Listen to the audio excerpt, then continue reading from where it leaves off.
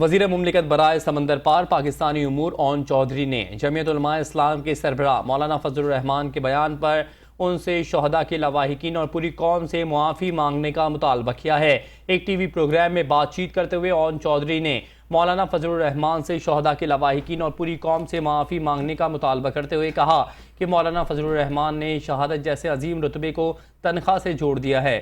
شہادت تنخواہ سے نہیں، حب الوطنی، ایمان اور جذبہ قربانی سے ملتی ہے۔ انہوں نے مزید کہا کہ مولانا فضل الرحمان کا بیان شہداء اور ان کے اہل خانہ کی توہین ہے۔ ہمیں اپنے شہداء پر فخر ہے۔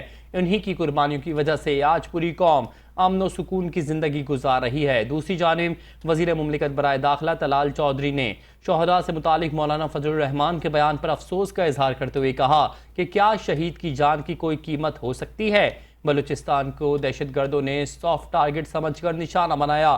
ان کا کہنا تھا کہ بلوچستان کے حوالے سے حکومت نے جو فیصلے کیے ہیں اس پر بھرپور عمل ہو رہا ہے۔